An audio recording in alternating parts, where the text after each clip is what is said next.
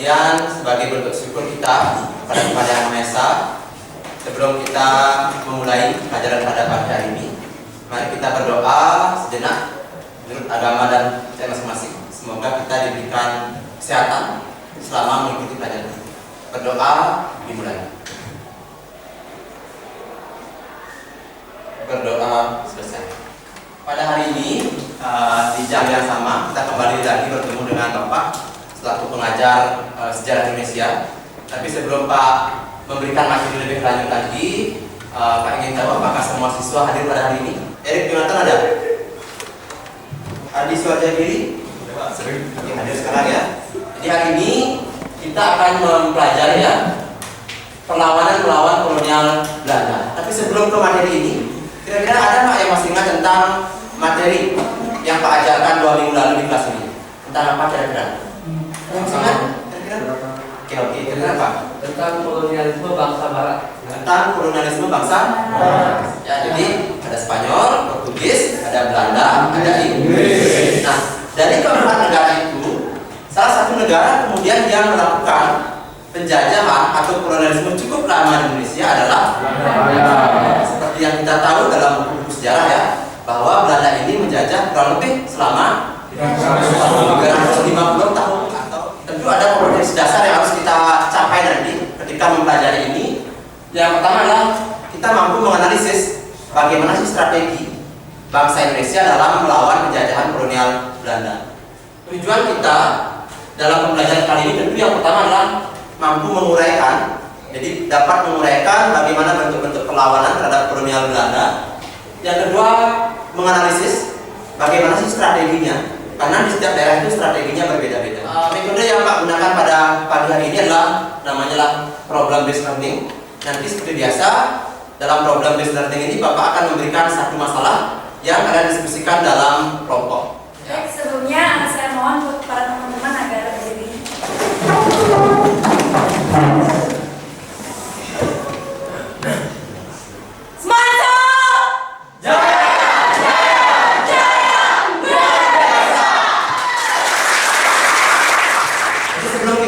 Tentang pembelajaran kita pada pagi hari ini, Pak membawa uang pecahan lama edisi tahun 2015. Pernah kira-kira melihat uang ini? Uang Rp1.000 dan ada gambar tokoh. Ada yang tahu apa namanya? Oke, ini baca. Ada namanya Patimura. Nama lain dari Thomas Matu Lesi. Kemudian uang 2000-an. Ya. Kalau tadi ini ya, uang 1000-an. Jadi namanya adalah Thomas Matulesi atau kita sering dengar dengan nama Patimura. Tahu kira-kira dari daerah mana? Bagus sekali ya, dari daerah Maluku. Itu Indonesia di bagian timur. Kemudian, nah ini ada uang 2000-an juga pecahan lama. Ini Pahlawan ya. Kira-kira siapa? Pangeran Diponegoro. Pangeran Diponegoro? Ada yang bisa memperbaiki atau menyanggah kira-kira, atau memberikan pendapat lain? Kira-kira uang 2000-an ini gambarnya siapa? Ribuan kan udah mudah ya. Ini 2000-an lama ya. Namanya adalah Pangeran Antasari. Jadi dalam perlawanan melawan kolonial Belanda di Indonesia bagian timur ada salah satu tokoh yang paling heroik melakukan perlawanan terhadap kolonial Belanda, yaitu Patimura atau Thomas Matulesi tadi. Nah, apa latar belakangnya? Yaitu di sini orang-orang Maluku merasa tertekan oleh Belanda, karena Belanda ini pertama adalah tentu dalam aktivitas perdagangannya melakukan yang namanya monopoli perdagangan. Ini tentu daerah kita, Bali. Namanya adalah siapa? Gusti Jelantik, ya. Gusti Jelantik, tokoh yang berasal dari Kabupaten Buleleng, Bali. Kemudian sebelum Pak membahas tentang materi ini, ada yang tahu tentang Pelabuhan Buleleng? Tahu. Tahu ya. Jadi Pelabuhan Buleleng adalah salah satu pelabuhan yang menjadi tempat dijadikannya hukum hak tawar karang. Hukum tawar karang itu adalah saat ada kapal lain yang masuk ke daerah kerajaan itu, maka kapal tersebut akan dimiliki oleh kerajaan. Oke, Berikan tepuk tangan. Hukum hak tawar karam adalah hukum yang diterapkan di perairan Bali. Dalam hukum ini dikatakan bahwa apabila ada kapal Belanda yang terdampar di perairan Bali, ya, itu akan menjadi milik dari raja-raja atau kerajaan yang ada di Bali. Dari materi ini nanti kita akan diskusikan. Ada masalah yang harus kita diskusikan melalui kegiatan kelompok. Yang pertama adalah apa sih latar belakangnya terjadi perlawanan di berbagai daerah itu? Kenapa setiap Belanda masuk daerah atau wilayah tertentu selalu terjadi peperangan? Apa sih penyebabnya kira-kira? Kemudian yang kedua, dalam melakukan strategi dalam perang itu, kira-kira strategi apa yang dilakukan? Kenapa kita selalu kalah ketika melawan Belanda? 6 kelompok yang akan kita buat, dan kelompok 1 itu namanya adalah Si Gusti Ngurah Rai. Kelompok 2 ada Ki Gusti Ketut Puja.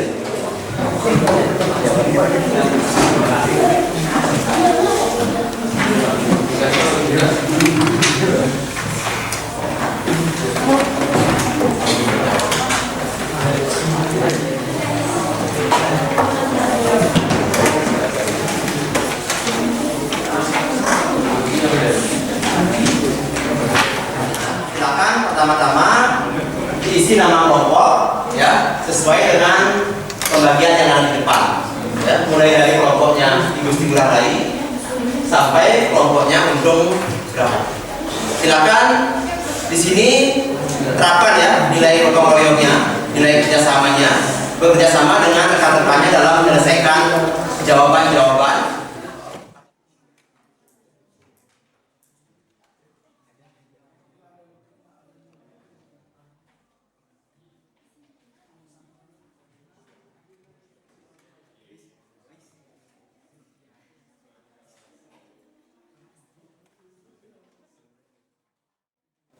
Nah, dalam penyusunan untuk lembar yang pertama terkait dengan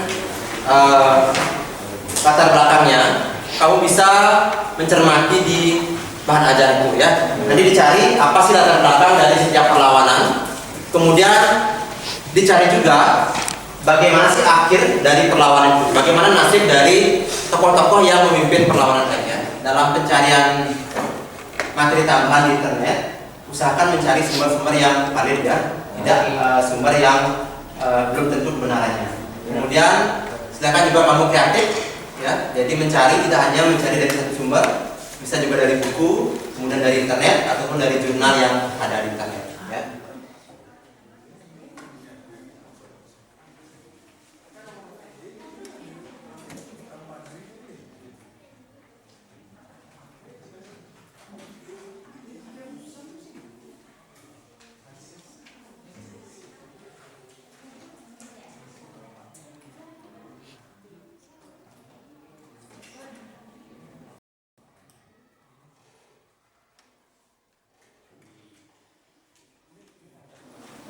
Baik ya, karena waktunya sudah habis, jadi silakan dipersiapkan untuk kegiatan presentasi. Ya, jadi masing-masing kelompok agar bersiap-siap. Salah satu anggotanya untuk maju ke depan menyampaikan jawaban dari hasil diskusinya yang sudah dikerjakan tadi. Tepuk tunggil, tunggal, tunggal. Tunggal, tunggil, tunggil, tunggal, tunggal, tunggal, tunggil. Yang lainnya bisa duduk ya. Nah, oke ya. Jadi itu bagian dari konsentrasi kita dalam mengikuti pelajaran ya. Oke, Pak ingin berikan pertanyaan ke Hoki tentang materi yang sudah kita bahas bulan lalu ya. Masih ingat mungkin kira-kira jenis rempah-rempah yang ada di Indonesia yang dicari oleh bangsa Barat jauh-jauh ya dari Eropa ke Indonesia. Apa kira-kira? Dengan saya ada cengkeh, Ada cengkeh, kunyit, kunyit, dan buah pala. Oke, tangan kita lanjut ke presentasi hari ini. Pak minta kelompok 1 tadi, kelompoknya siapa ya? Siapa kelompok 1? Perlawanan Patimura, latar belakang pemerintah kolonial memperlakukan kembali penyerangan wajib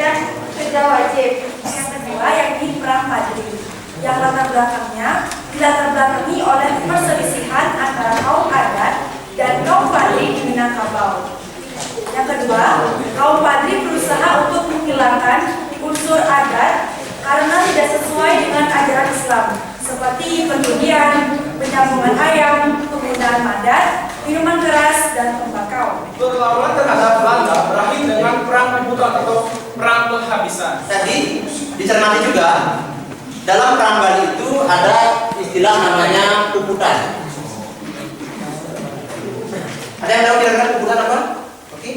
Puputan selesaiannya habis-habisan, dan saat perang puputan dikatakan dalam rangka untuk menyemangatkan semua pasukan agar bisa berperang habis-habisan melawan penjajah Belanda. Oke ya. Dari kata ya, puputan itu berasal dari kata puput atau akhir ya.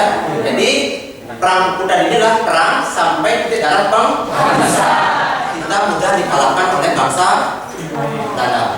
Jadi karena kita masih menggunakan bambu runcing, dan tentu salah satu penyebab mengapa kita masih bisa dikalahkan oleh Belanda tadi ya, politik DPD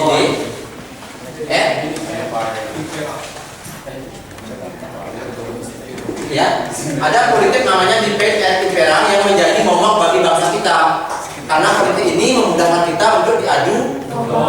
Jadi apa kesimpulan kita pada proses pembelajaran kali ini?